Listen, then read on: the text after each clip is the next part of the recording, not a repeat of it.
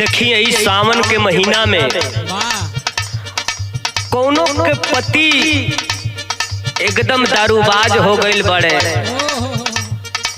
लेकिन औरत कहतिया कैसे,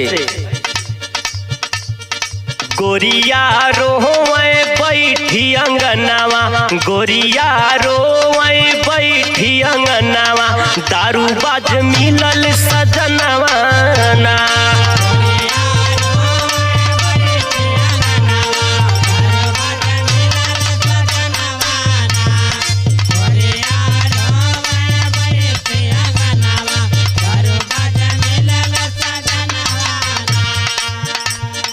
गोरिया रोवे बैठी अंगनावा, दारूबाज मिलल सजनवा ना।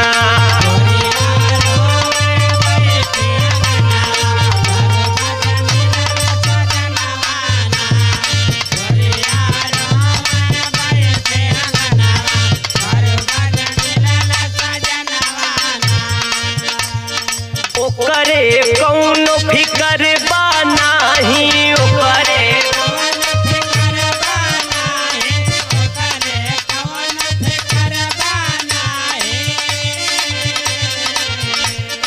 दिन भर खाली वाटर चाही हो रे,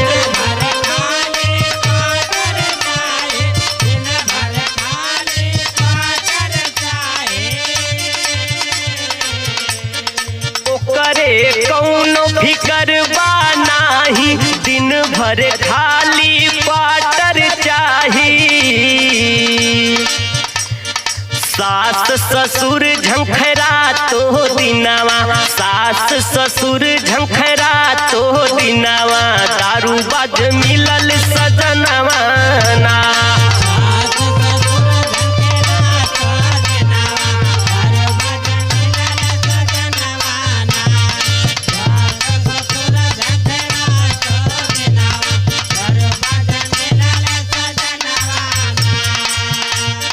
होत पगार ठिका पर जाले, होत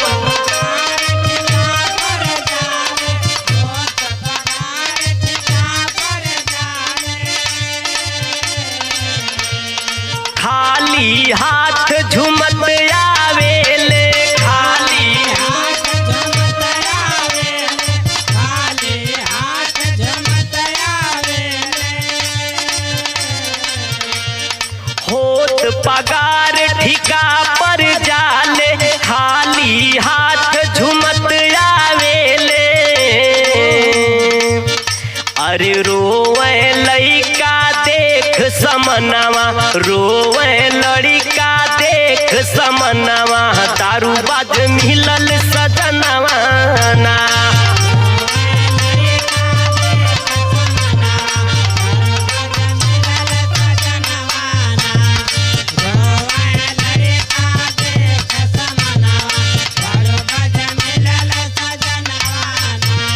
लेकिन औरतिया कहतिया, नैहर के मैं बड़ी दुलारी, नैहर के मैं बड़ी दुलारी, नैहर के मैं बड़ी दुलारी। ससुरे में सास ससुर के प्यारी,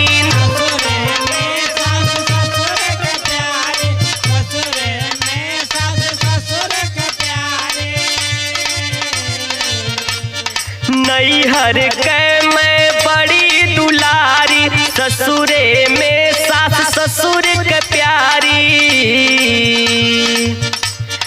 हारी विधि के लिखल विधनवा, हारी विधि के लिखल विधनवा, दारूबाज मिलल सजनवा ना।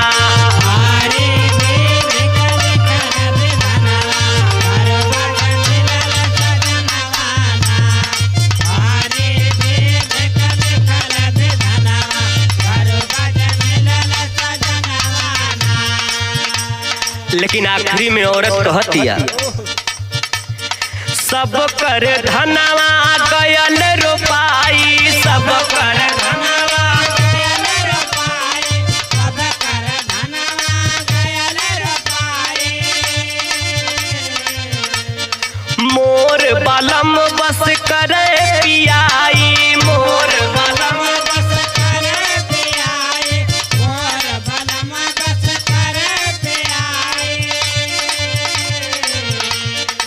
सब कर धनवा गयल रोपाई, मोहर बालम बस करे पियाई। अरे जेपी माहुर भयल सपनवा, जेपी माहुर भयल सपनवा, दारूबाज मिलल सजन